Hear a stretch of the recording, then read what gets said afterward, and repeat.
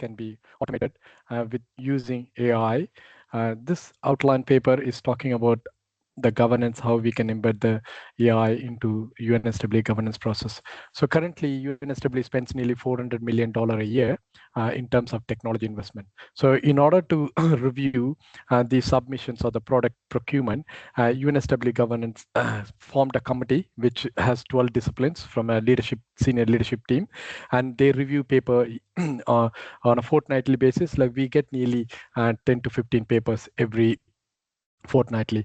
So this is a manual work, and they ensure that the submissions are or the product what we are buying is aligned to cyber guardrails and architecture frameworks and UNSW vision mission and data governance and legal and so on and so forth. So it is an intense process, and it takes nearly $20,000 for each sitting. So we want to ensure that this has been embedded into AI so that we can fast track, and we can also streamline the process, and we can remove any of the manual errors. And as you can see the charts, like it started in 2021 with 100, and now it's reached up to 300 plus. So we definitely need to do we need to perform some sort of an automation with the help of AI and see how we can leverage the AI capabilities. And we have looked into some of the frameworks to see how this can be helped in order for our work. So we did the critical canvas assessment, and our key mission is to ensure that we reduce the time by 40%. That's what we are trying to do. From a decision here, we need to look for the minimal business impact submission so that like we don't impact broader prediction. So we want to understand how the future tech debt is going to be registered. So it's interesting area which we need to watch and see. And judgment also, how it's going to be set tolerance, especially for the false approvals and false rejection. So that's we are cognizant of. We also looked into AI competitive advantages in terms of grounding, bounding, and recasting.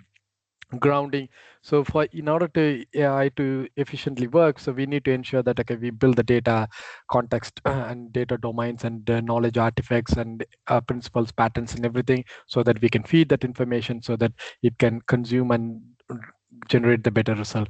And bounding, we know that since it's a university, we just want to ensure that the data are protected, role-based access, and hardening the cyber security, and so on and so forth. And recasting, so it is going to be matured in a sequence process. So we want to ensure that this will be reviewed on a quarterly basis and fine-tuned on its needs. The next framework we also looked at in the playing to win. What's our aspiration, as I've discussed earlier? So our main reason is to ensure that the ERB architecture review board governance process to be streamlined instead of manual. So we just want to ensure that it's going to be completely AI driven, and we want to reduce the effort by 40%. That's what we are planning to do. Where to play? It's interesting area. So we just want to begin with the low and medium risk submission, so that we want to be ensure that we're not touching any of the complicated or business critical or strategic submissions. How to win? So trust is one of the key things. So we just want to ensure that how AI is working throughout our journey and ensure that we build the trust. Curated capabilities is like we need to curate the data, role-based access, auditing, and managed systems. So we use MCP in this concept. So it's called modern contextual protocol. So we just not just want to scroll the content. We want to develop the APIs where they can seamlessly work together. And we want to develop work on the SLM, which is like a small language model, and the ChatGPT and Copilot licenses, which we already got. And the next framework we also looked at was the SWOT and pestle analysis to see what's our strengths are, what's our weaknesses, and how we can work together and how we can support each other. Strength, we have a vertical in IT where we have an innovation. So we just want to leverage their patterns and their frameworks and their principles and their guardrail process and so on and so forth. And weaknesses, like we have a slow funding process. So we just want to develop and see how we can help and move forward with the needs. Opportunities, we want to demonstrate value proposition, not just within the IT, we want to expand it to the further UNSW community. Threats like UNSW cyber and security and the regulations. So we want to work closely and see how this can be enabled. From a personal perspective, political, so Australian AI principle has been released. So we just want to ensure that we align with that. Economical, of course, we have cost savings and social staff adoptions, and technology. We already discussed about the MCP and Copilot. Environment, so we want to reduce the manual work and just want to leverage more on the AI energy usage. Legal data privacy is one of the keys, so we just want to work together on that one.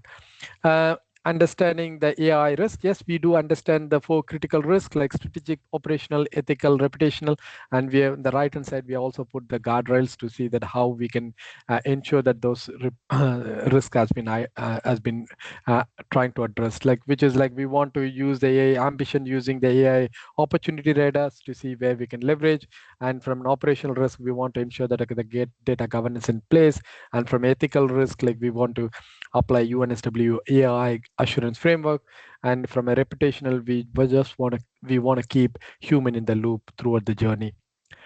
What's next? We are seeking three key areas we want to leverage and move forward with from the university point of view for the governance process. One is institutionally AI assisted governance, and second one is like we want to strengthen our ethical and reputational guardrails, and the third one is like starting with the compliance and automation, and we want to drive through the competitive edge and being the one of the pioneer in the market.